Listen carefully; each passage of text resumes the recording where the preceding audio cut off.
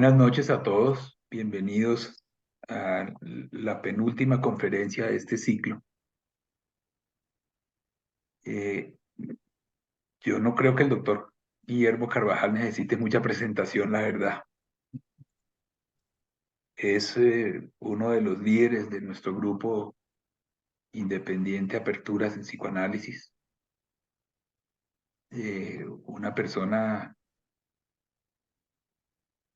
pues, con un conocimiento enorme, ¿no? Sobre muchos temas, un estudioso de muchísimos temas, ha escrito muchos libros. Uno de los campos, de los muchos que le apasionan, ha sido la educación. Tiene no solo experiencia teórica, sino pues clínica en trabajo con alumnos. Ha tenido su educación educativa durante muchos años y es un conocedor de muchísimos temas. Además, en mi humilde opinión, gran expositor. Ahorita antes de empezar, él me decía que, pues, que estaba un poco como aturdido por la cantidad de información. Él pues, no solo ve pacientes ahorita, sino que lee un montonón. Entonces que tenía temor de confundir o de confundirse. O yo le decía, pues eso es imposible que pase contigo, porque siempre me parece que él es un expositor supremamente claro, ¿no? El tema original, pues lo cambió él un poquito. Entonces me ha pedido que la conferencia de hoy, que obviamente no cambia el tema para nada, pero él prefirió que la llamemos hoy cultura perversa y consumismo. Y Tema, aprovechando que es nuestra penúltima conferencia de este ciclo, pues eh, como siempre, ¿no? Pedirles a todos pues que participen. Ahorita una de nuestras participantes pues nos saludó, pero ella apagó la cámara que porque le da pena. Y pues, aprendimos, me parece que fue de los argentinos, ¿no? Que ellos no hacen conferencias sino con cámaras abiertas. Y sería interesante pensar un poco el tema, ¿no? Quizás más cómodo para la intimidad de uno tener la cámara apagada, más si es hora de la cena, entonces muchos pueden cenar mientras están oyendo la conferencia. Pero sí hace diferencia, ¿no? Lo que hemos visto es que hace diferencia podernos ver las caras así sea a través de la pantalla. Pero bueno, si no se logra eso, que es siempre difícil entre nosotros, por lo menos que participemos y hagamos las preguntas. Aquí no hay preguntas ni buenas, ni malas, ni preguntas inteligentes o tontas, no, todas son válidas y más que aprovechemos a nuestro ponente de hoy, que es muy generoso con su conocimiento, ¿no? Él no es sino pedirle bibliografía de algo y le manda a uno unos archivos que casi no los puede uno abrir de lo pesados que son. Y todos son obra de él además. Entonces, sin más, pues yo los invito a que escuchemos y participemos cuando él termine lo que él tiene para enseñarnos hoy sobre la cultura perversa y el consumismo. Guillermo, el auditorio es tuyo. Mil gracias. muchas gracias, Richard. Déjame un segundito. Sí, la idea es conversar sobre cultura, ¿no? Básicamente, que es lo que me interesa un poco para poder entender el tema, por ejemplo, de lo que podríamos llamarlo perverso en esta cultura que está ligado con el consumismo, no con el consumo, ¿no? Tenemos que remontarnos históricamente ¿de dónde viene este cuento, ¿no? ¿De dónde viene esa agresiva actitud, abiertamente agresiva actitud consumista? ¿Cómo se gesta? Es lo que me parece que es importante de conversar. Tenemos que irnos al siglo XIV. Sí, al inicio de todo este cuento antes en temas de momentos de la Ilustración, todavía no la Ilustración ni todavía la razón, sino apenas comenzándose a plantear el Renacimiento, apenas, porque que el tema está relacionado con el dinero. El dinero era para la iglesia el estiércol del demonio. No olviden, por ejemplo, que en épocas de la Edad Media,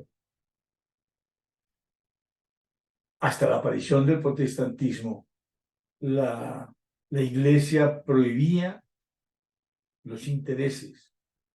Una persona que prestara intereses tenía excomunión y además tenía problemas legales. Los únicos a los cuales se les permitía prestar eran a los no cristianos, básicamente a los judíos, los prestamistas, ¿no? O sea, los grandes capitales que prestaban dinero eran capitales judíos. Cristianos no podían prestar dinero porque el dinero era el estiércol del demonio. Más aún, en plena Edad Media aparecen los mendicantes, los monjes mendicantes y las sectas mendicantes, que como San Francisco de Asís, que fueron tan importantes, ¿no? Y buscando la pobreza, ¿no? Era una época en que se buscaba la pobreza porque aquí veníamos a este mundo a sufrir y tendríamos riqueza de felicidad en la otra vida, ¿no? Ese era el planteamiento de la iglesia. Pero la iglesia sí manejaba el dinero, manejaba el dinero. No olviden que en la Edad Media el 80% de las propiedades de Europa era de la iglesia. El 80% de las propiedades. Y la platica la manejaba la iglesia. Los papas Medici inventan la intermediación con Dios poniendo platica, ¿no? Las indulgencias. Y eso se volvió una cosa grotesca, ¿no? Entonces uno pagaba por sacar a la gente del purgatorio y ya llevaba buena platica, hasta el infierno podían salir con las indulgencias, ¿no?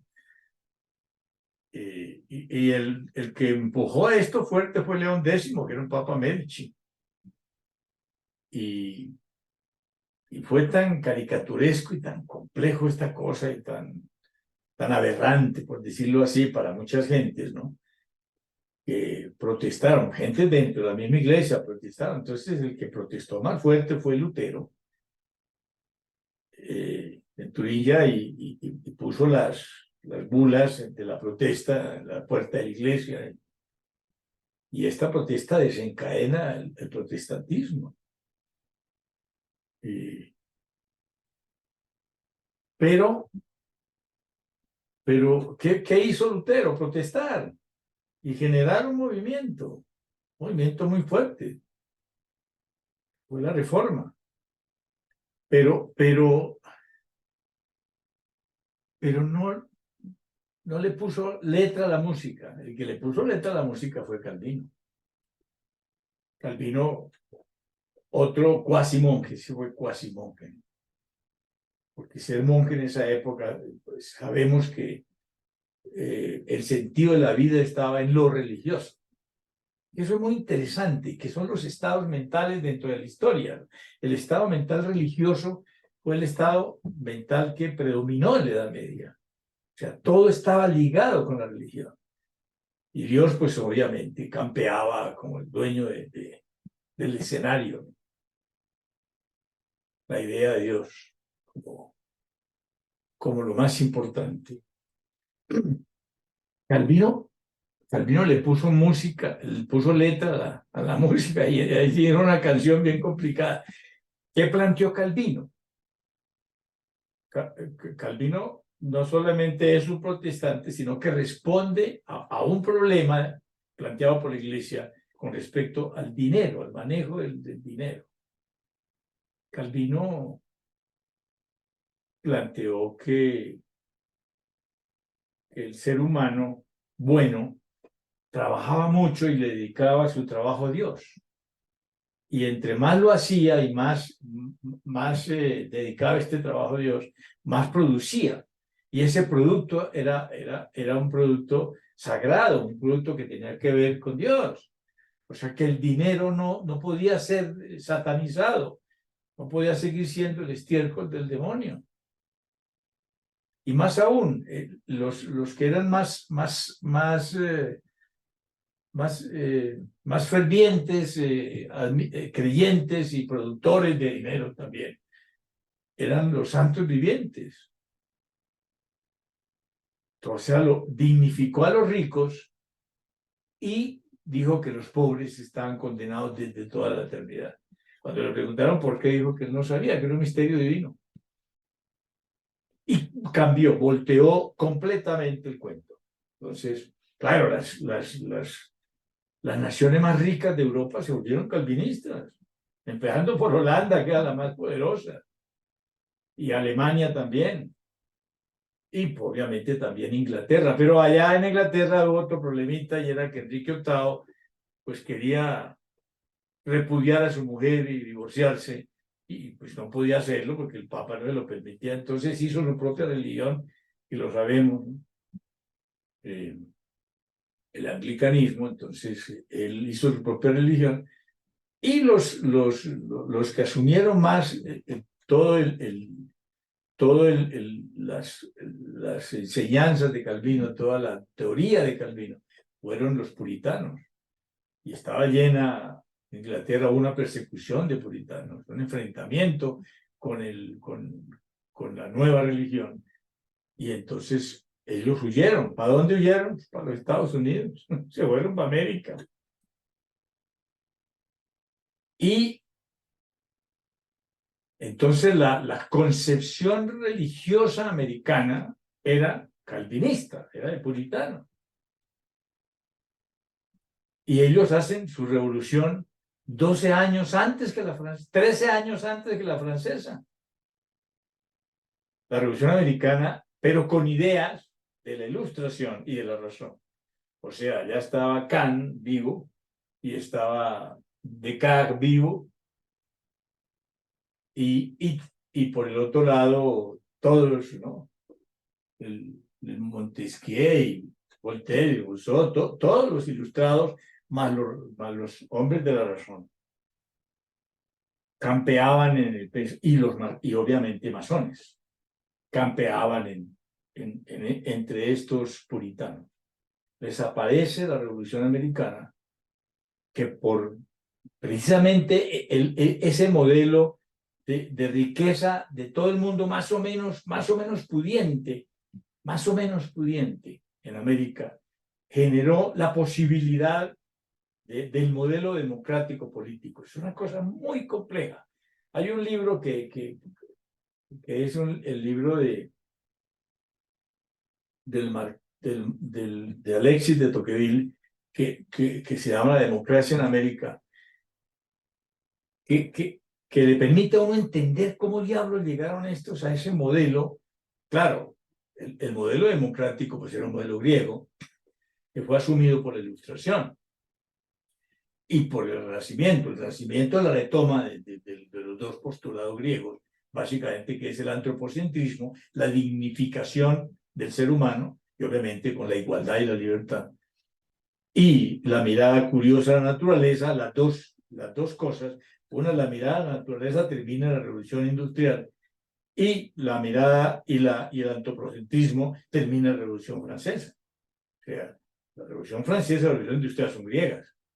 Somos griegos, yo insisto en eso. Ustedes me lo oirán decir 1000 veces. El espíritu griego seguimos teniendo, y el modelo político griego, que nace de esa horizontalización del siglo IX, de ahí hacia abajo hasta el siglo V, ese modelo político griego, que se llama la democracia, que lo toman también los romanos, y esa fue la pelea de Roma en la República, pero gana el imperio, y vuelve otra vez el verticalismo jerárquico del imperio, que lo retoma el Papa después con la Iglesia Católica, y viene un verticalismo jerárquico, que es lo que revienta la Revolución Francesa. ¿Por qué es tan importante esto, no? Porque los Estados Unidos, los americanos generan entonces ese modelo político de la democracia con dinero calvinista, mientras que la Revolución Francesa tuvo una concepción de dinero ignaciana, jesuítica, que era muy distinta, que era más socialista, y ellos lo practicaban en los sitios, en todas las misiones que tuvieron los jesuitas, plantearon ese modelo económico que fue muy interesante, que hubiera sido, si triunfa la Revolución Francesa, el modelo hubiera sido distinto, pero triunfó la Revolución Industrial, pero no la Revolución Francesa, porque viene Napoleón, y vuelve el verticalismo jerárquico. ¿Cuánto se demoró eso en retomarse el modelo democrático que terminó en la República? Eso demoró mucho tiempo, varios siglos. Los Estados Unidos sí plantean la horizontalización por el modelo económico calvinista. O sea, hacen que la gente, la mayoría de la gente, no se sienta pobre. Al no sentirse pobre, no estaba condenada desde toda la eternidad. Pues ahí es cuando entendemos un personaje como Trump, por ejemplo. Trump es el típico calvinista. Entonces, ¿qué pasa con este modelo? Este modelo empieza a bajar el nivel de la importancia de Dios por muchas razones. Y entonces el dinero sube de importancia y el dinero termina siendo Dios. O sea, los americanos deificaron el dinero. Ya no era Dios, sino el dinero lo importante, y la búsqueda del dinero en lugar de la búsqueda de Dios. Y eso fue el proceso de la Revolución Americana hasta nuestros días. Ahora, ¿cuál es la importancia de esto?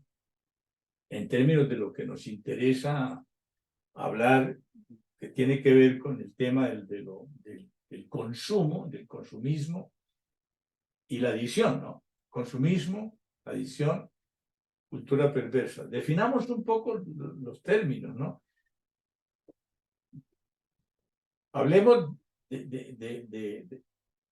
inicialmente de cultura, ¿no? Pues sabemos qué queremos decir con cultura, porque queremos hablar de una cultura perversa. Y el consumismo como un elemento más de la cultura, ¿no? Es un elemento más de la cultura, pues la cultura son el conjunto de influencias que los seres humanos tenemos desde el nacimiento, que moldean nuestra mente y nos dirigen la conducta. Eso es una cultura, ese conjunto de influencias, ¿no? Costumbre, modos de vida, conocimientos, ¿no? Desarrollo artístico, científico, todo eso conforma la cultura, que moldean, nos da los paradigmas de comportarnos. Eso sería básicamente lo que podríamos llamar cultura. Ahora, perverso, lo perverso no tiene que ver con lo malo, obviamente, estamos hablando en términos psicoanalíticos. Lo perverso es el instinto crudo y sin modos de manejo, con propositivo desbordes sin control de lo instintivo, ¿no? Eso es lo perverso. Ha sido el planteamiento freudiano y el planteamiento psicoanalítico clásico. Lo perverso es el desborde instintual y el comando de la mente por esa estructura instintual desbordada. Eso es lo perverso. No es lo malo.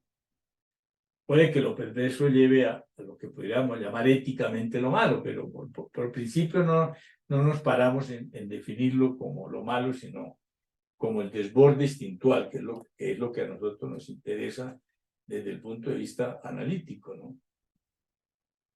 Y el adicto, ¿no? ¿Qué sería lo adictivo? ¿No? Lo adictivo, pues, es el consumo compulsivo. Lo adictivo sería cualquier persona que consuma compulsivamente algo es un adicto y esté atrapado por ese consumo. Eso sería lo adictivo. Entonces, demos el salto de esta cultura calvinista y entremos en lo actual, que es lo que nos interesa discutir. Y entremos en consumo y consumismo, ¿no? Pues, ¿qué pasó con la revolución industrial? Tenemos que arrancar de ahí. Pues la revolución industrial, pues, produjo el manejo de las energías desde un punto de vista diferente al que venía siendo manejado por el ser humano. Empiezan con la máquina de vapor. Máquina de vapor que lo tuvieron los griegos también. Y aparece un tipo particular de manejo de la energía, es decir, ¿qué es la mano de obra humana? Pues energía, puesta al servicio de hacer cosas. Eso, la revolución industrial reemplazó la mano de obra humana por la mano de obra de la máquina. Y aparecieron las máquinas. Inicialmente, pues, la primera parte de la revolución industrial fue el manejo del vapor, la máquina de vapor. Y luego, luego aparece el motor de combustión, luego aparece la electricidad, y vienen todas estas energías que fueron reemplazando la energía humana, ¿no? Entonces el ser humano pudo generar otro tipo de modelos de intervención frente a esta cosa, porque esto pues, desencadenó entonces la industria desencadenó la empresa, etc. Pero todo esto tenía un sentido, producir cosas. ¿Producir cosas para qué? Para que la gente viva mejor. La revolución industrial, el sentido de la revolución industrial fue permitir que terminaran creándose cosas, productos, para que la gente viviera mejor. Y entonces consumiera esos productos. Y vino el consumo. Pero para que la gente consumiera productos, se necesitaba que supieran de ellos. Entonces había que contarles que había productos y contarles los beneficios y las cosas positivas y también las cosas posiblemente negativas, ¿no? del producto, ¿no? Entonces, esa otra entidad, pues, la tomó una estructura básicamente que fue el mercadeo y la publicidad. Tomaron el poder contar con el cuento del producto y poder referirle a la gente que era un producto y viene el consumo. Entonces aparece cada vez mayor industrialización, mayor descubrimientos y cosas nuevas para que la gente pudiera vivir mejor. Todo eso tiene que ver con el bienestar del ser humano y la posibilidad de la felicidad, que era otra propuesta religiosa, que ahora se volvió una propuesta política, obviamente, porque lo religioso, ese estado mental religioso de la Edad Media tan particular, fue desapareciendo en Occidente. Fíjense cómo 6 siglos después de la aparición de Cristo, 6 siglos después aparece Mahoma, que plantea el islamismo, y el islamismo apenas está poniendo a prueba a su Dios, apenas está poniendo a prueba a su Dios. Y muy posiblemente va a seguir esa evolución, y muy posiblemente la evolución del islamismo va a ser en este siglo hecha por las mujeres islámicas, son las que van a reventar ese modelo, porque son las menos favorecidas dentro de la nueva concepción religiosa monoteísta del Islam. Pero el islamismo se ha metido también en lo industrial, más aún. Fueron los islámicos los que desarrollaron muchos de los conceptos que permitieron la preindustrialización, el desarrollo del quadrivium, el desarrollo del quadrivium representando la mirada curiosa por la naturaleza. Ese desarrollo lo hicieron los islámicos. Y en el siglo IX antes de Cristo, después de Cristo, en el siglo IX, pues, en este siglo, en Basora, actual Irak, Al-Ahan describió el método científico. El método científico que conocemos es islámico, pertenece al Islam. Eso es apasionante y muy interesante todo cómo se fue dando, ¿no? Pero entonces el consumo el consumo es la capacidad humana que tiene de utilizar los productos de esa revolución industrial, utilizar los productos para el bienestar. Ese es el consumo. Pero hay un momento en que ese consumo, que es tan rápido el desarrollo de productos y tantos productos que se necesitaba mostrarlos todos y mostrarlos bien. Entonces aparece la publicidad. Y el mercadeo y su brazo armado, la publicidad. Pero fueron tantos los productos que entran en competencia, porque ya se producían del mismo producto muchas variedades de productos. Entonces aparece toda la situación competitiva y entonces el consumo tenía que darse para que se pudieran mantener las empresas que producían que hacían los productos. Para eso, entonces era muy importante que el consumo fuera brutal y poderoso y grande, y entonces aparece ya el consumismo, ya no el consumo, sino el consumismo. La política de obligar a consumir. Pero ¿cómo se obliga a consumir? Si estamos en un modelo democrático, entonces no podemos obligar a consumir desde el punto de vista de la orden que pueda dar una jerarquía vertical, etcétera. Eso no existe porque el modelo político es horizontal. Entonces, ¿cómo se obliga a consumir? Seduciendo, generando un modelo particular desde el mercadeo y su brazo armado, la publicidad, generando modelos que manejen la mente humana.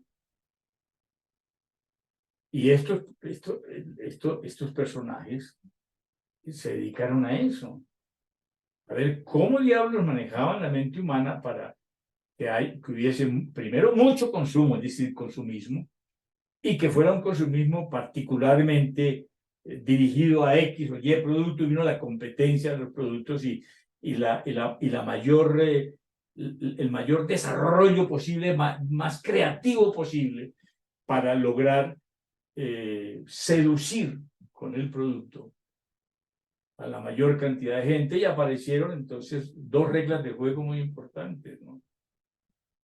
Era que, como había tantos productos y se producían tan rápido, había que los productos tampoco podían durar todo el tiempo. ¿Cuánto duraba una nevera hace 50 años? Toda la vida.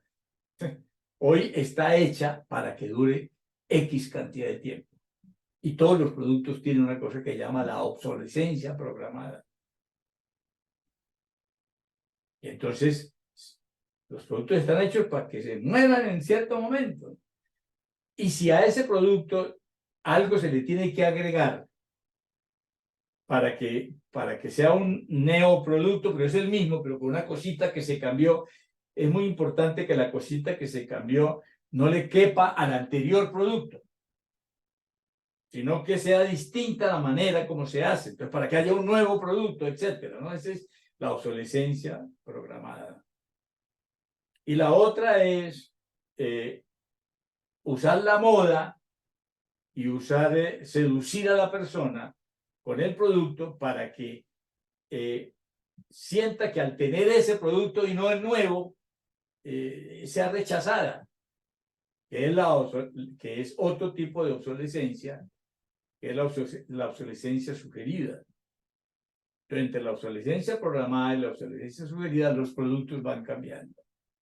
Entonces, eh, un tipo particular de camisa de ciertas características ya está mal vista si uno se la pone porque queda démodé. Todo ese cuento que sabemos que existe en la parafernalia del mercadeo y la publicidad. Qué hace entonces el mercadeo? El mercadeo, muy inteligente. Hay una obra que es muy impactante, que se llama Brainwashed, que fue traducida al español como el lavado cerebral de marcas, de Ljudman, un sueco, el mercadeísta más grande de la historia, que en el 2008 creo que fue, cuando una crisis, la crisis económica, que lo primero que quitan las empresas, pues entonces es mercadeo y publicidad, porque cuando tienen que restringirse, pues le restringen a eso, no gastan tanto en eso. Entonces, él trabajaba 360 días al año y ese año tuvo tiempo. Y entonces escribió Bravo, el lavado cerebral de marcas. Si ustedes quieren caerse para atrás, vean ese libro, en donde desnuda el mercadeo y muestra cómo muy inteligentemente utilizan el cerebro, por ejemplo, toda la técnica cerebral. Hay aparatos que ponen para que la gente camine por las calles, etcétera, y ellos están filmando, con eso el aparato filma, y el que tiene el aparato ve las vitrinas, etcétera, y el aparato marca las emociones que pueda tener la persona al ver ciertos objetos. Todo eso está planeado. Y no son conscientes las personas, simplemente hay unas descargas que las mide el aparato para saber qué cosas estimulan, colores, sabores, etcétera, etcétera, ¿no? Para poder manipular al ser humano. Pero además han tenido muy clara, pero absolutamente clara, la teoría psicoanalítica de los instintos y se montan en eso para que la gente, a través de la imagen, que la imagen es el lenguaje del inconsciente, lo sabemos, a través de la imagen, y ojalá la imagen inconsciente, puedan entregar el producto que más se ha escogido porque es tremendamente atractivo y genera una situación erótica clara. Cosas como esta, voy a decirles algo que lo dice Ljudman, ¿no? ¿Por qué los carros deportivos son tan gruesos atrás y tienen esa forma particular que tienen? Porque se parecen al trasero de las mujeres y con eso atraen a los hombres. Esa es una de las cosas. Parece un chiste, ¿no? Pero es que todo es así en el mercadeo y la publicidad. Entonces estimulan la instintualidad generando un modelo perverso de funcionamiento mental para poder vender. Pero bueno, la cosa se complica mucho más porque amén de la cantidad de productos que han ido saliendo en esa sociedad industrializada y que deben ser vendidos, etcétera, todo esto que hemos estado hablando, también está la democracia y su cambio estructural del pensamiento y todos los paradigmas que la democracia plantearía como ideal para generar seres humanos democráticos, lo cual implica un tipo particular de educación, obviamente, ¿no? Porque sabemos que la cultura y la democracia está inmersa dentro de la cultura de Occidente. Requiere para producirse estados mentales particulares producidos por un proceso educativo.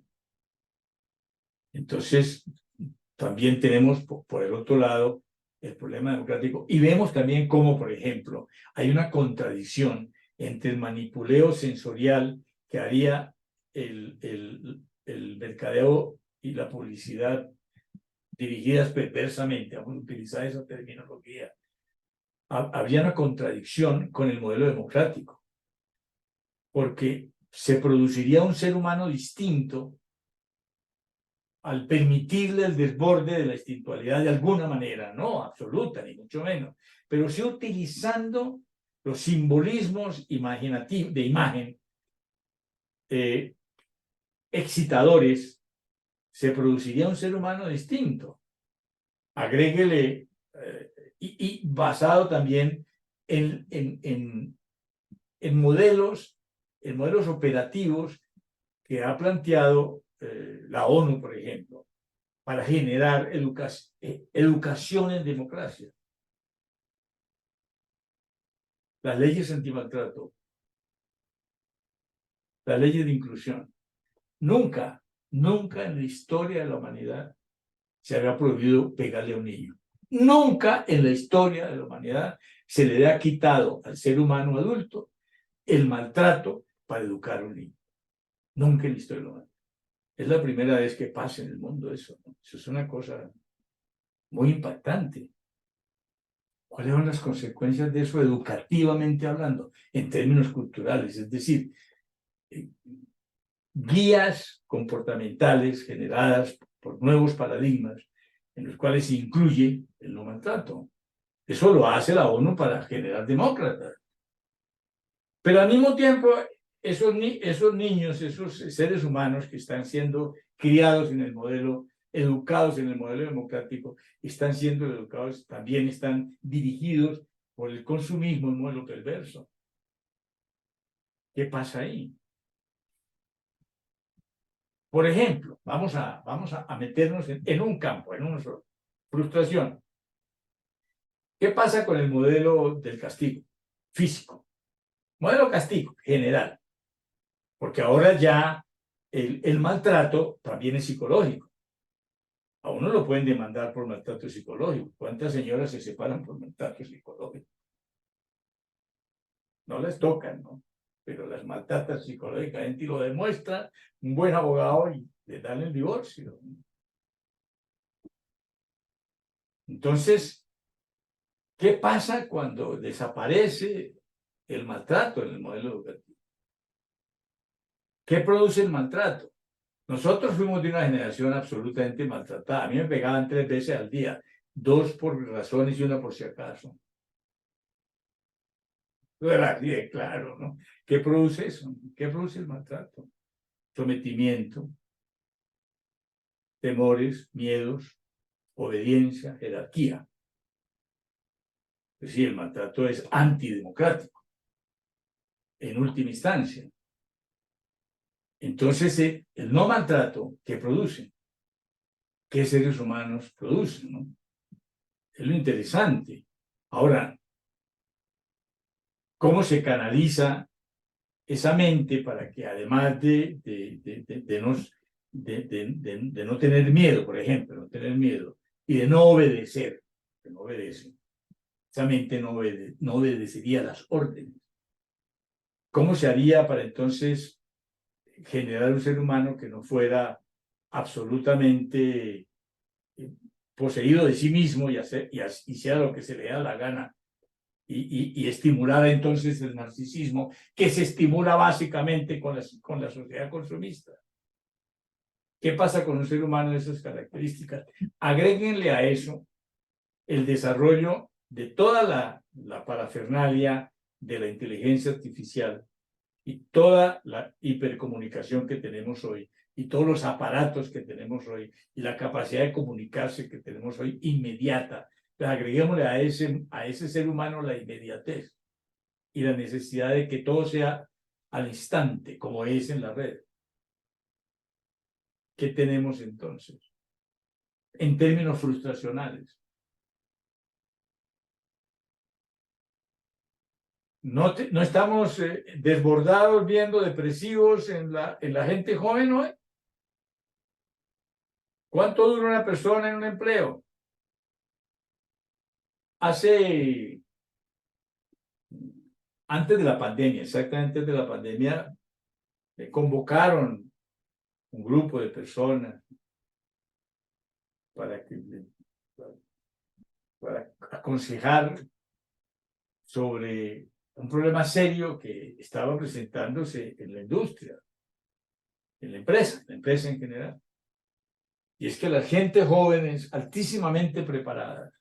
No duraba más de 3, 4 meses, 6 meses si les iba bien. Y entonces la rotación era brutal, todo el mundo estaba, entraban y salían. Gente muy preparada y muy seria, pero no aceptaban reglas del juego, que iban, más cartera, cambiaban a otros sitios, ¿no? Estamos hablando de la gente joven criada en el modelo no maltrato, ¿no? Y el modelo de inclusión, ni hablar de eso, que es la permisividad de todo aquello que molesta, que no moleste directamente, que no intervenga sobre el otro. Puede que no le guste, eso es otro cuento, pero la permisividad de todo eso, que es todas las leyes de inclusión, que han desencadenado todo lo que sabemos que ha desencadenado hoy. Bueno, entonces, el tema, lo que yo traigo como cosa para meditar y para pensar, es cómo se unen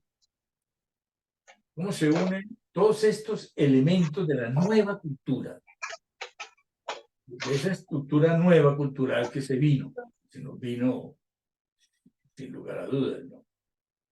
Esa nueva estructura cultural, que por un lado tiene la democracia como sistema político de igualdad, que es lo más importante, ¿no? La igualdad. El rasero para todos igual. Obviamente, sin libertad no habría posibilidad de desarrollar la democracia. Y que propendería de alguna manera en uno de sus postulados que la consideración por el otro, es decir, el modelo empático amoroso, por decirlo de alguna forma. Eso por un lado. Por el otro lado, la deificación de cosas, personas, etcétera, ¿no? La idealización deificada de cosas y la desaparición del modelo religioso como comandante de la mente. Y por el otro lado, eso jugando en la política. Y por el otro lado, una educación, una dirección de la mente también, con una estructura consumista, seductora consumista, de un modelo perverso, que estimule lo perverso a niveles profundamente inconscientes, que es lo que hace toda la parafernalia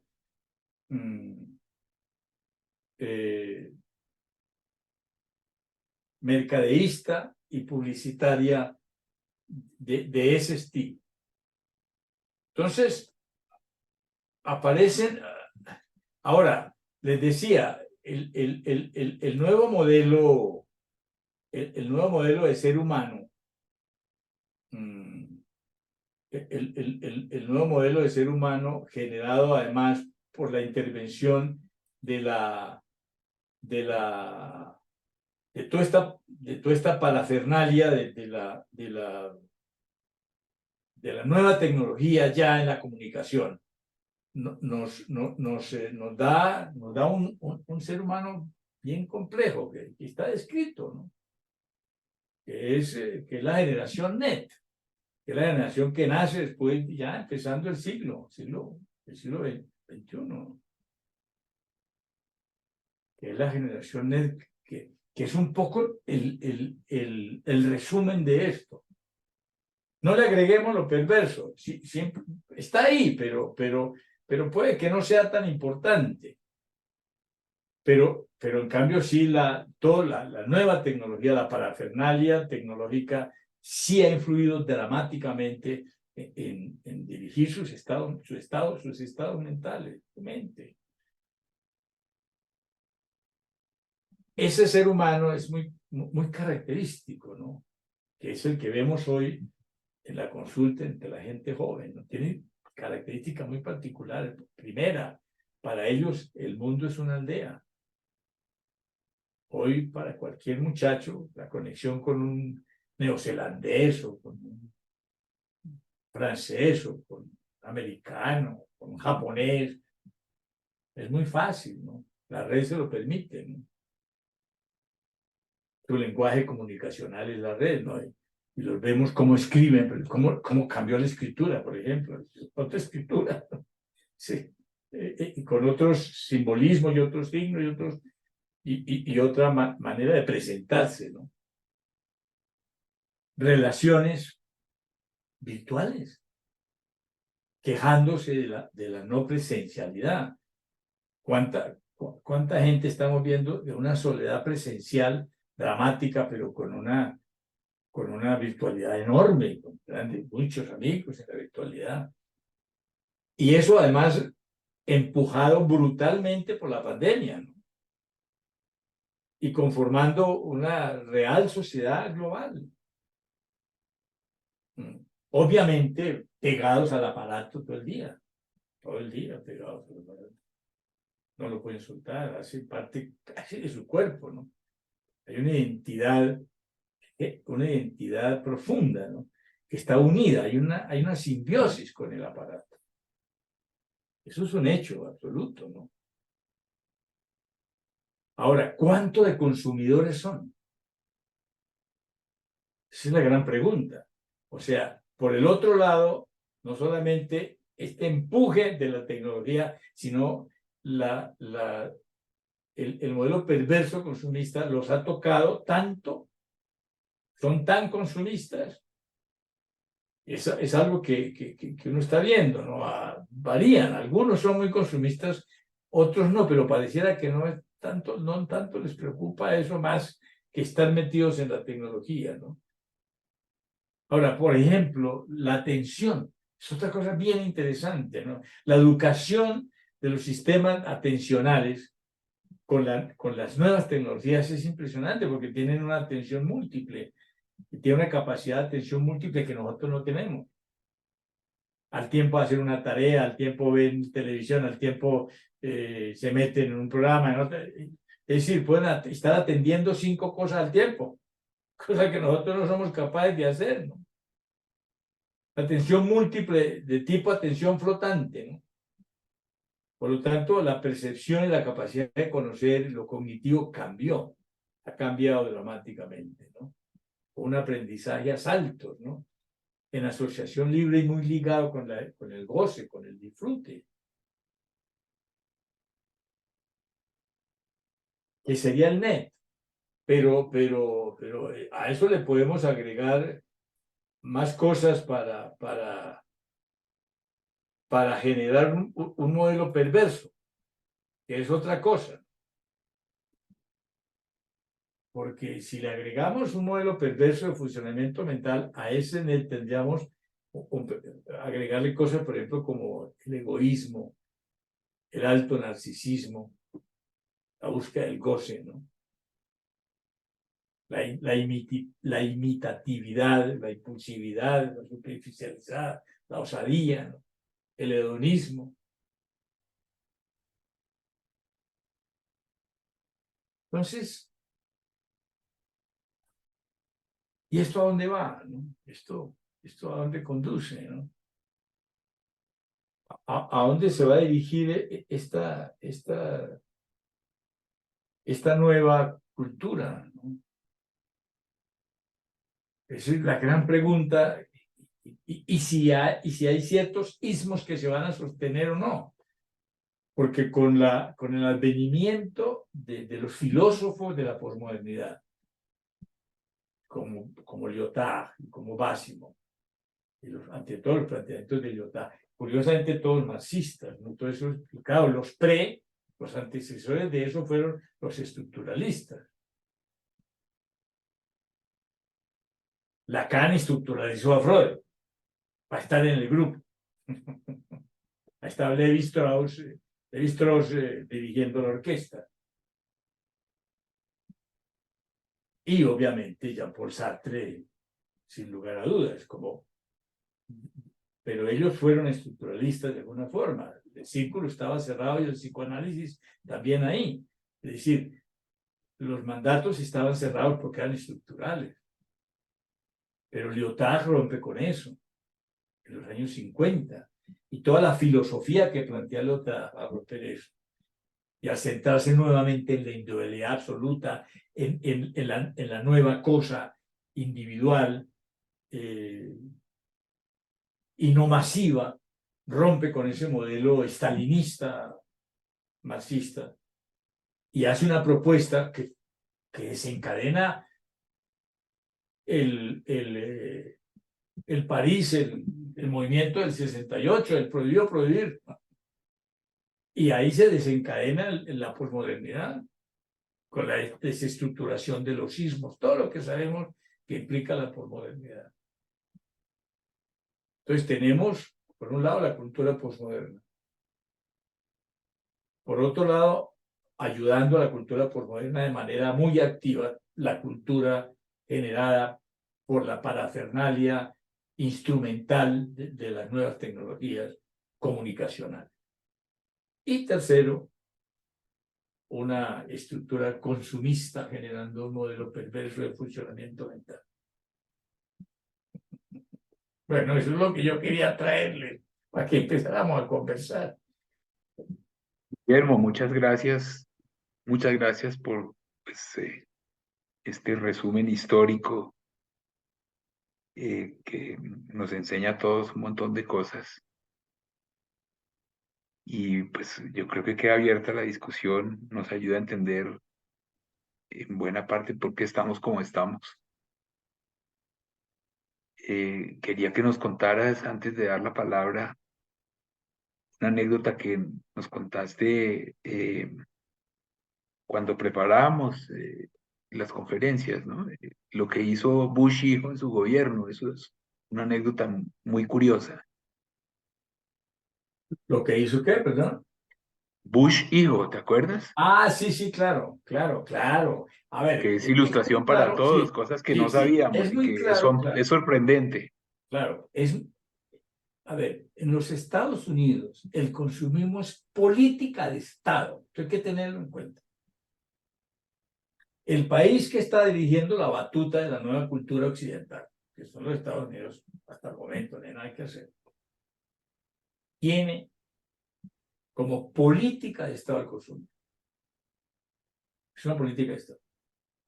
Porque si el consumismo, si no hay consumo compulsivo,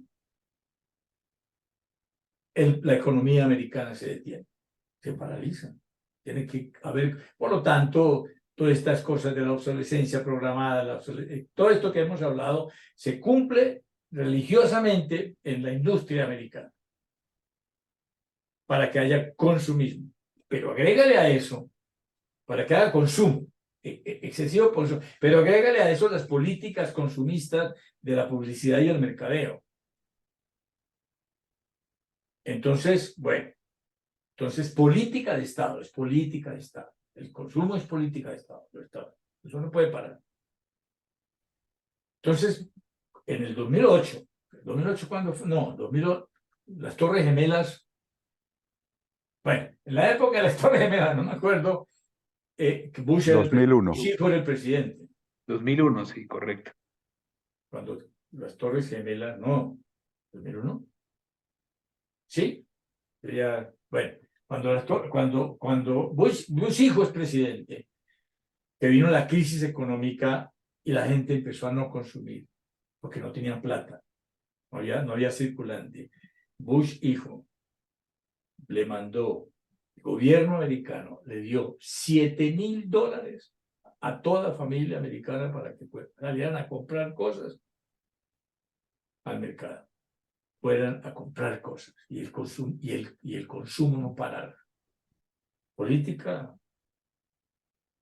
de Estado. Claro, a nosotros, ¿qué nos interesa? Nosotros somos mentalistas. Nos interesa todo eso, cómo influye en la cultura y la cultura como estado mental, que es lo que a nosotros nos interesa, ¿no? Uno de los temas más complejos que tenemos hoy, con todo esto que hemos dicho, y la hipertrofia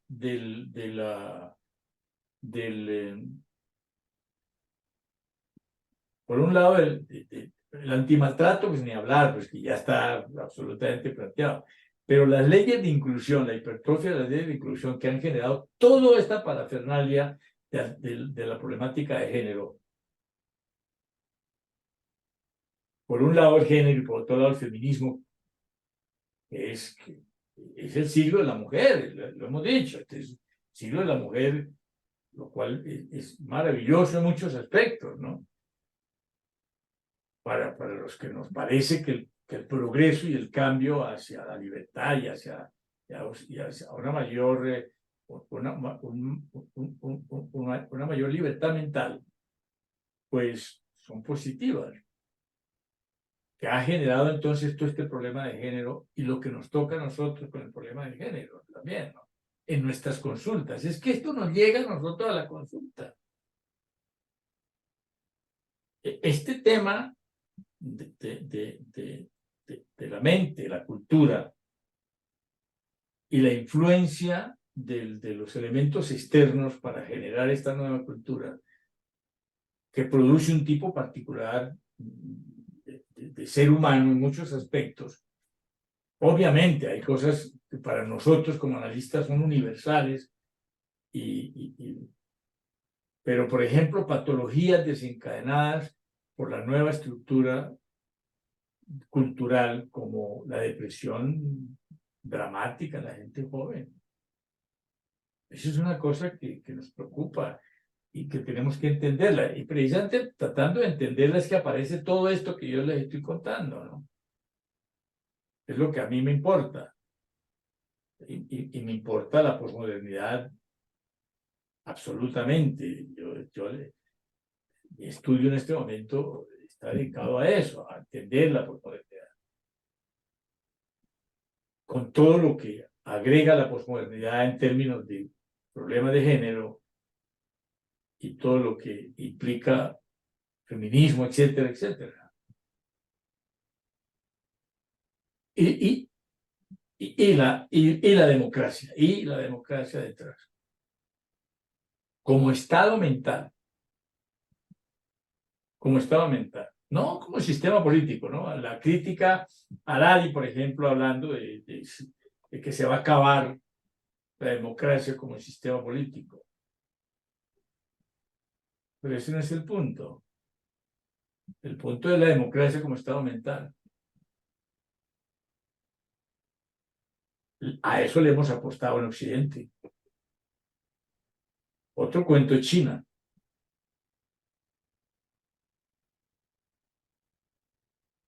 Tenemos una Otro pregunta cuento. en el chat y cuando termines. Dime. Tenemos una pregunta en el chat de la autora Nora Ruiz. Adelante, Nora. Ella, ¿la leo, Nora? ¿Quieres que yo la lea?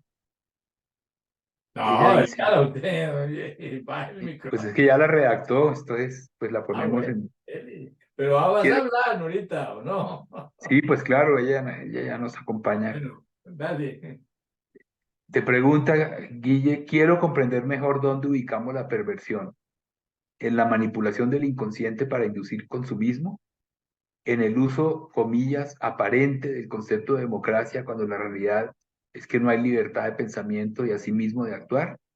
¿O lo perverso es liderar un cambio de mentalidad y un nuevo hombre para beneficio de pocos? Preguntica de Nora, para dármela, ¿no? Son cuatro en una, por eso, es un Otra, combo, cuatro en una. cuatro en una, sí. A ver, claro,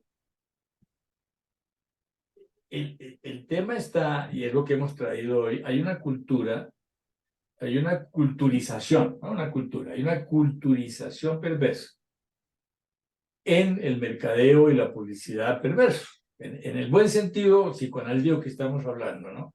De un manipuleo instintivo inconsciente de la gente para poder venderles cosas.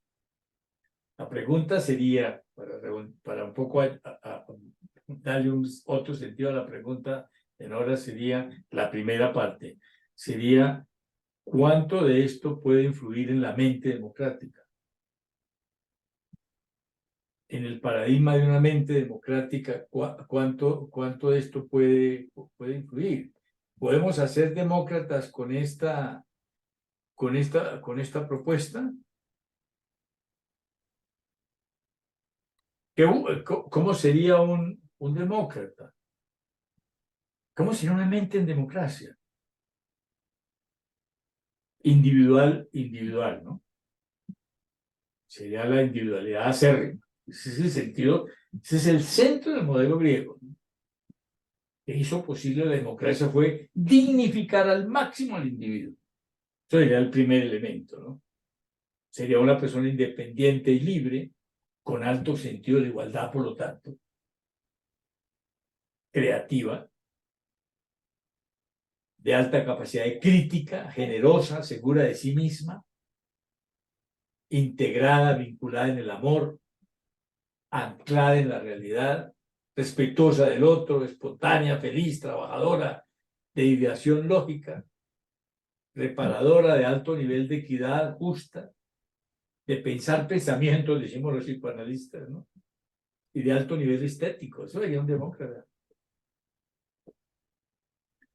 ¿El consumismo acabará con eso?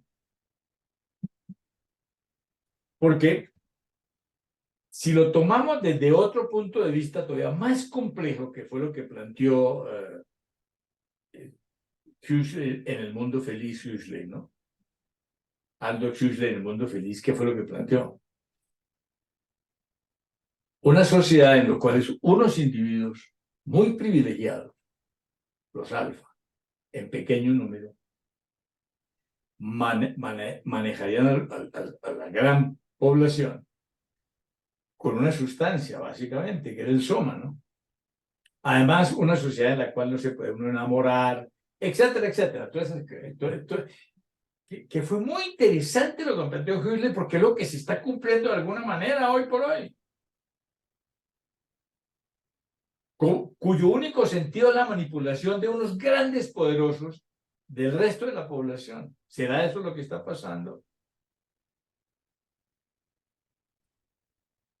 Y entonces, ¿cuál democracia? Se va para el carajo.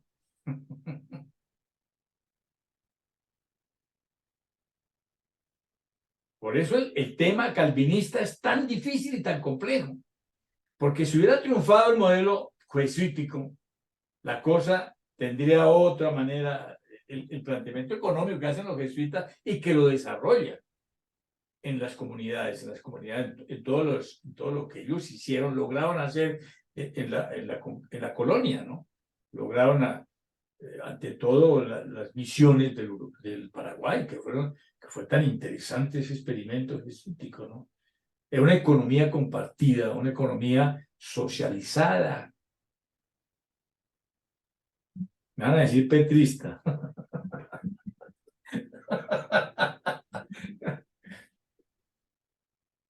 El tema es si soportará el comunismo, si soportará la democracia, el advenimiento de esto, ¿no?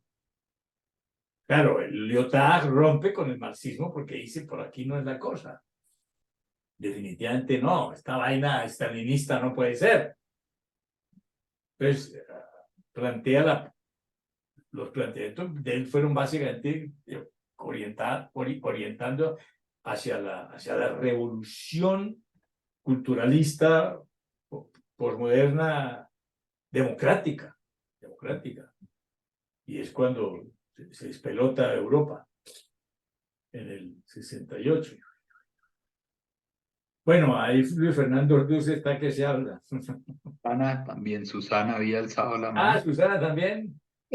Bueno, escuchándote, Guillermo, no pude menos que asociar cuando tú traías lo que planteaba Huxley en el libro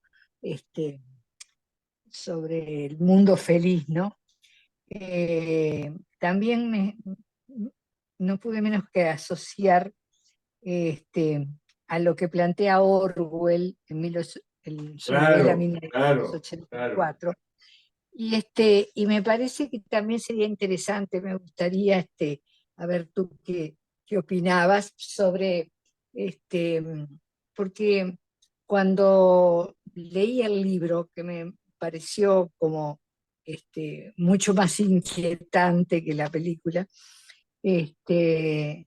una de las cosas que me impactó, no solamente, digamos, ver una cosa en fin, que tú no has traído porque, claro, has puesto el ojo más bien en todos los temas que tienen que ver con la educación y todo eso, pero es el control, ¿no? El Gran Hermano. Claro, el tema del control. Y una de las cosas que me impactó en el libro, que después la película en ese sentido sí, digamos, lo sigue, es el relato de algo que no me quedó claro, es que ese mundo lleno de pantallas, donde el individuo no podía ocultarse en ningún lado, es decir, y bueno, y si el individuo no puede ocultarse, si no hay algo de cierta negatividad, una máscara, algo que no, que establezca un cierto velo sobre el individuo, o sea, ese mundo, es decir, de transparencia total, a su vez, cuando la película mostraba que en el libro, digamos, uno podía imaginar, pero no, claro, no con la fuerza que tiene la imagen, ¿no? El impacto. Es decir, que eran poblaciones como muy empobrecidas, o sea, no se veía la otra cara, digamos, de un mundo donde hubiera un desarrollo económico importante, sino que en definitiva, o sea, era un mundo, este, te diría como que los individuos se convertían un poco como esclavos. Sí, así es. Esa era la pretensión, ¿no? Al fin de cuentas, la pretensión de todos esos modelos, desde Huxley también, en el mundo feliz con lo del Gran Hermano, el tema es el mismo. Es lo antidemocrático, que es lo que dice Harari hoy por hoy, ¿no? Pareciera que estamos volviendo al modelo antidemocrático. Es decir, el sometimiento, pero de otro tipo, ya no el rey, no es el emperador, pero es la misma cosa. Es un verticalismo de otra manera,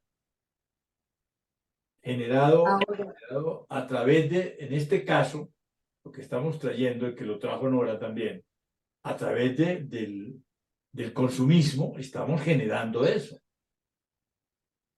Un nuevo ahora, verticalismo, unas nuevas jerarquías, manejándolo todo de una manera impositiva, pero a niveles inconscientes y con disfrute y goce, y no con el maltrato. Es otro tipo de esclavitud. Es que el tema está ahí, ¿no? pero, digamos, si uno ve la historia, como que la historia te muestra también que como que no hay nada absolutamente nuevo bajo el sol.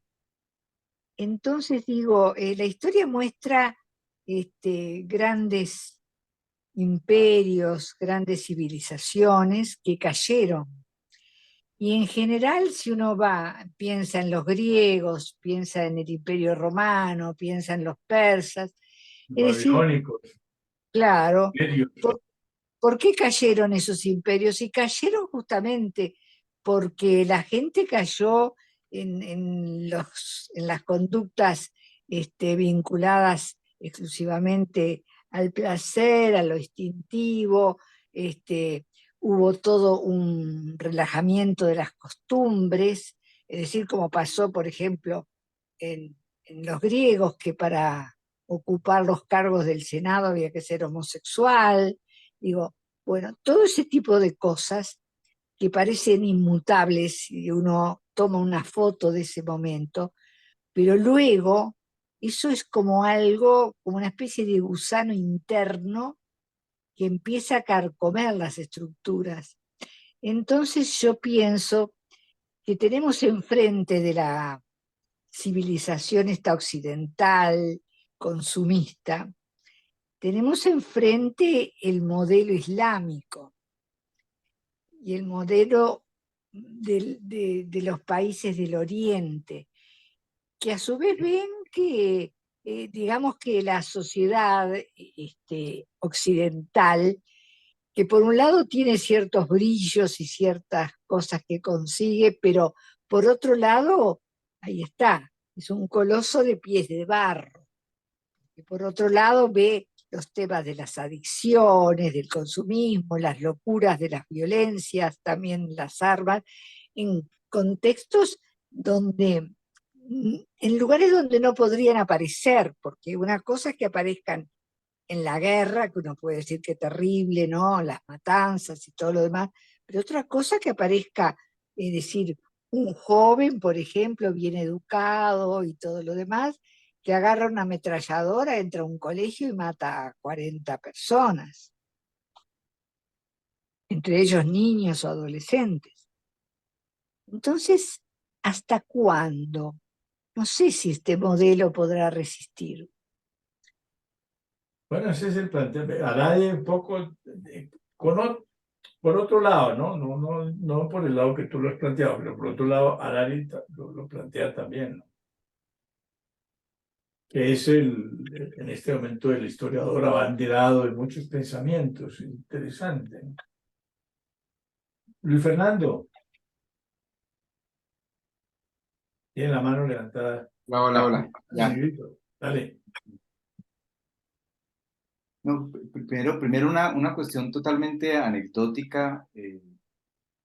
Mm, o sea, a finales de la década del 10, principios del 20, eh, hay un personaje muy importante en la historia norteamericana que se llama Edward Bernays. Sí. Y resalto el apellido porque era el sobrino de Freud, que Sí, fue claro. el creador de todas las estrategias publicitarias en los Estados Unidos. Es el que hizo comer huevos con tocino a los americanos, fue el que hizo fumar a las mujeres a través de la propaganda, fue el que hizo que un político muy poco, un presidente muy poco valorado, que era Coolidge, creo que se llamaba, ¿sí? Le sentó a las estrellas de Hollywood a comer con él y le subió el rating de popularidad. Fue el hombre que crea la publicidad en términos de incitar al consumo en los Estados Unidos. Sí. Y él lo hace un poco planteando que él todo lo que hizo fue traer las estrategias de su tío, ¿no? Es decir, de Freud, para poder mostrar cómo se podía manipular a las masas, ¿sí? A través de la generación de deseos de carácter inconsciente. Es toda una aplicación de la teoría psicoanalítica Sí, clarísimo. a la propaganda y al consumo publicitario, y de hecho tiene un libro que creo que se llama así, Propaganda, o alguna o publicidad, alguna cosa, así es el título, de los años 20, y es el creador del concepto, porque antes las estrategias publicitarias se usaban para la política y para la guerra, y él es quien la aplica al fenómeno del consumo. Bueno, esa es la anecdótica. La otra, escuchando a la colega que estaba hablando ahorita, esa no iba a hablar de eso, pero me parece que ella está ligando el consumo y la destructividad, y que hay un tema ahí como no sé si llamarlo, de una cierta tendencia o impulso destructivo que uno puede leer en este consumismo exagerado, ¿no? Que yo lo entiendo así, no sé si plantearlo en términos de negativos, como el adicto puede tener un consumo destructivo, ¿no? Como en el consumismo adictivo, ¿sí? La persona que se pega al objeto, ¿sí? Que se vive objetalizando y tratando de buscar en el objeto la satisfacción inmediata, como que hay una tendencia destructiva, que me dejó pensando en eso, en lo que yo estaba planteando. Y lo otro, lo que quería plantear era como el consumo que estaba planteando el doctor Carvajal, pero pensando como en dos factores que lo están constituyendo, digamos. Por un lado, todo el que plantea ahorita, toda la creación de una sociedad de consumo, ¿sí? Esto es una sociedad de papás que consumen drogas para los dolores articulares, para los dolores gástricos, para dormir. Es una sociedad adicta a las drogas, pero que condena a los hijos que son adictos a las otras drogas, ¿no? A las llamadas psicotrópicas. Pero esto es una sociedad de drogadictos, ¿sí? Yo asumo que los aquí presentes, todos consumen drogas, ¿sí? O algún tipo de pepa. Y si no consumen las drogas, si no consumen las drogas alopáticas, consumen las drogas homeopáticas, ¿no? Se toma la vitamina o la gotica para yo no sé qué. O sea, aquí lo que somos son esos consumidores de drogas permanentes. Entonces, habría que ver en esa cultura del consumo, si el consumo de drogas psicotrópicas, ¿por qué se condena? ¿Sí? Y no se condena el uso, el consumo de drogas en general. A mí me parece que los laboratorios de drogas, tanto los de drogas lícitas como ilícitas, son los que mejor negocio hacen, y es porque tiene que ver algo con la objetalización. ¿Sí? Con ese objeto, y vuelvo a ligar con lo que estaba planteando la colega antes, con un objeto que me va a eliminar el dolor y una obtención de un placer inmediato, ¿no? Y pienso en eso, pero quería también como ligar ese fenómeno social, por llamarlo de alguna manera, a los aspectos de la voracidad constitutiva del ser humano, pensándolo desde la teoría psicoanalítica, ¿sí? Como hay un estadio como inicial, que es el estadio de la relación del niño con el pecho, que no está mediada por la espera, sino por el deseo de una satisfacción inmediata. Cuando el bebé llora, ¿sí? Mejor dicho, el que no llora no mama, el bebé que llora mama, ¿sí? Buscando una reacción inmediata, donde la noción de la espera no existe. En la relación del bebé con el pecho, el bebé llora llamando inmediatamente la aparición del pecho.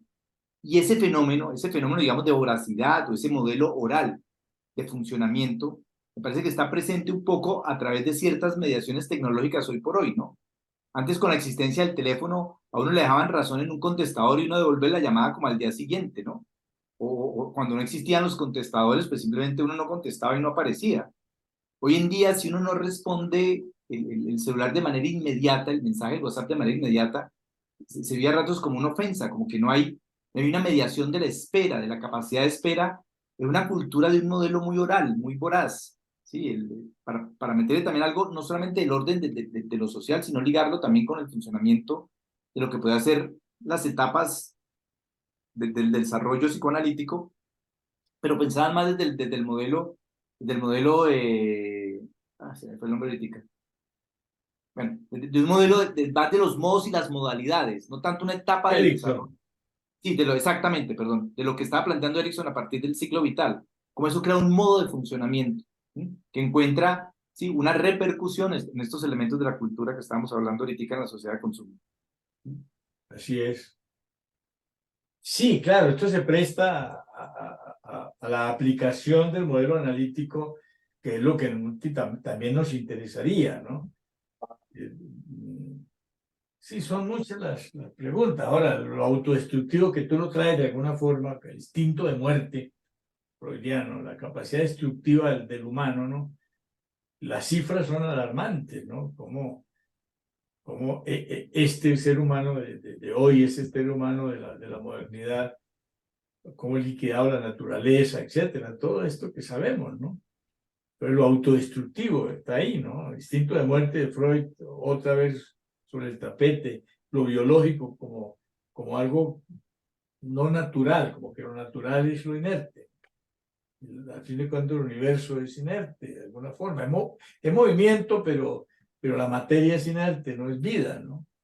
Y la vida como una cosa antinatural, de alguna forma, ¿no? Entonces, la destrucción de esa vida se traduce en la mente como la necesidad de destruir, y viene todo el planteamiento de Freud sobre el instinto de muerte. Bueno, Bueno, estamos sobre el tiempo, creo. sí, sí, ya. ¿Qué nos viene? Guillermo, muchas gracias. Invitarlos para la última conferencia de este ciclo. En 8 días, el doctor Pablo Dragoto nos irá a hablar de dispositivos para el abordaje clínico en adicciones. Entonces, cordialmente invitados todos. Muchas gracias y una buena noche.